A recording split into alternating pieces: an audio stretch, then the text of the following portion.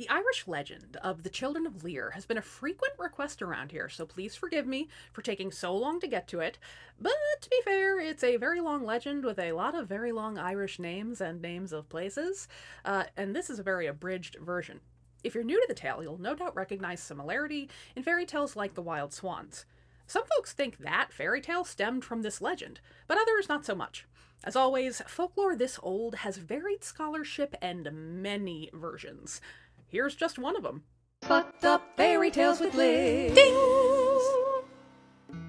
Okay, there's a whole lot of backstory in this tale that establishes the lineage of some ancient Irish kings and their brethren. They're all from Tir na Nog, an island paradise, where eternal youth flourished and life was constant joy and beauty, and why don't you brag more, Tir na Nogians? A widowed nobleman named Lir married a king's daughter who bore him 4 children, Fionnuala and her 3 brothers.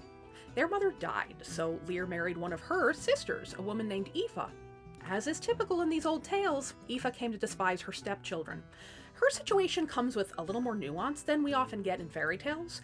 She is very clearly stuck in a marriage that was arranged for the satisfaction of her dad and her husband. She's having to wed and bed a guy her sister previously did. And of course, if she bears any children to Lir, they're not going to enjoy the same benefits as her sister's kids. Not that all that justifies being mean to and or murdering children, but at least we can understand her point of view. Aoife took a while to figure out how to deal with her loathed stepkids. First, she simply threw a temper tantrum and took to her bed for a year under the guise of a mysterious illness. Eventually, she took the kids out to a lake in the east to have her entourage slay them. But her entourage refused, and Aoife was not too keen on running a sword through 4 kids herself. So, as the children swam in the lake, she thought of a less bloodthirsty way of getting rid of them. I'm turning you 4 brats into swans.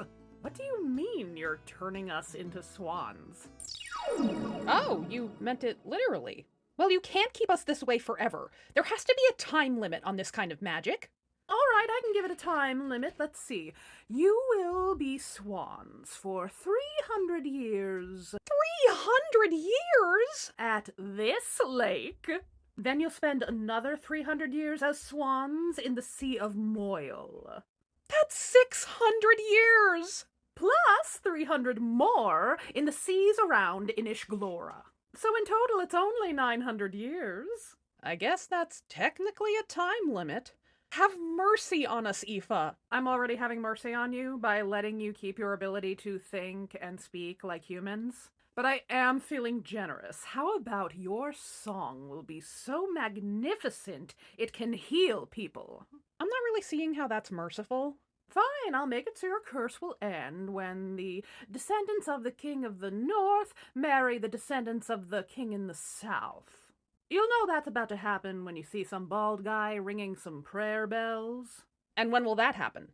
In 900 years. You didn't lessen the length of the curse at all. You are going to be sorry. We know people a hell of a lot more powerful than you are. Sorry, honey. I don't speak swan language. I'm speaking human. You specifically said we could speak human. Aoife returned to her father's court without his grandkids, and he was suspicious. Seems like there may have been some family drama there. Her dad conferred with Lir, and Lir followed up at the lake, where his kids told him all about their stepmother's curse. I see now how the power of speech was helpful. Fionnuala and her brothers did have a more powerful friend than Aoife, and their more powerful friend was Aoife's own dad. See what I say about that drama?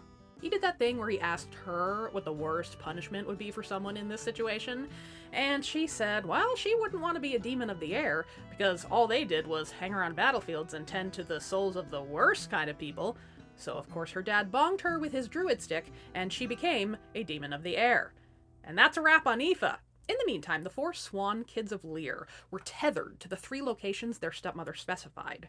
Their father and grandpa were able to visit their eastern sojourn, and when word of the swans' healing songs got around, they got many more visitors. Basically, we became Ireland's first urgent care clinic. The first 300 years weren't too bad. People were so appreciative of what the Children of Lir did for them that swans were put on the Protected Animals Registry of way back when. But the next 600 years were awful. The Sea of Moyle was stormy and miserable, and the siblings were separated for a time. The waters around Inishglora froze right around their feet. Finally, after 900 years had passed, they were free to roam wherever they pleased until those two kings' great-great-great-grandkids got hitched. Their first stop was back to Tir na Nog, where they had once called home. But since their curse, the place had become a ghost town. So they turned right around and went back to Inishglora. On this journey, they made a new friend, a man named Ibrick. So that's our life story. Tell us about yourself, Ibrick. Well, talking birds, my entire life has been leading to one thing. To finally make it to Tir na Nog, the land of eternal youth. Oh, What? Why are you making that face? we just came from there, and there is nothing left of Tir na Nog. Impossible. We saw it with our own eyes. There's not a soul left there, dead or alive. It is a wasteland. No!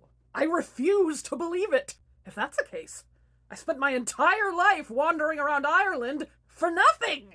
I mean, we can still take you there if you really want to go. Yes! I'll finally witness the glory of Tir na Nog! No! What happened? It's all sad and empty!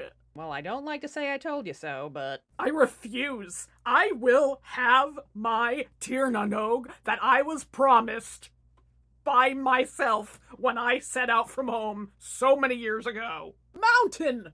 Have pity on us! These poor swan children have frostbit toes and they have lost their home! And me? Without Tir na Nog, I have literally nothing else going for me. Good lord, that is pitiful. The mountain did them a solid. The glory of Tir na Nog returned, everything was green again, and there were no snakes? Wait, I think I'm mixing up my legends. Though you can't blame me, because this is where the story gets a lot more Christian. For in the distance, the swans heard the ringing of bells. Those must be the prayer bells our stepmother mentioned. Quick, let's head over and see if there's a wedding happening. The swans met an old monk, the aforementioned bald man, who recognized the swans from their legendary story, and, the fact that they were the only swans in Ireland who could talk like people. So are you a druid or something? Well, I am holy, but I'm holy for God, the Christian God. You gotta get on his good side, trust me on this. I like you birds. What do you think of me, toting you around in silver chains? Normally I'd get the ick from that kind of proposal, but if it'll help us get on your god's good side, we're in. Maybe you can help us find out when the descendants of the North and the South Kings are getting hitched? The Swans learned of the marriage of the new King of the North and the new Queen of the South when the Queen decided she deserved to own the Children of Lir, like a wedding present. Oh, Dan, remind me to register for 4 talking swans. Okay. So the king tracked down the monk and his 4 pet birds himself. Hey man, I'm gonna need you to give me those swans. They're gonna be my wife's new favorite toy. Let them be. I feel like this might be the end of our curse. Give me the damn swans. Don't you touch them, or I'm gonna kick you where the sun don't shine, right into the sea where the snakes swim now. But it was too late. The King of the North grasped the closest of the birds, and immediately upon his touch, the feathers fell off of all 4 swans, revealing 3 extremely old men and an ancient, skinny lady. Well, I guess this isn't entirely surprising. We are over 900 years old. I don't know, I'm pretty surprised. Me and my brothers are clearly about to expire. Is there anything else we need to do to get on this Christian God's good side? I gotta baptize you. Make it rain. Fanula and her brothers died. He and others like Ibrick made sure to keep their story alive. Naturally, the story spread and changed from person to person, likely region to region, and that's why I will get a bunch of comments from the Irish folk telling me what I got wrong. And that's called folklore, people. The end.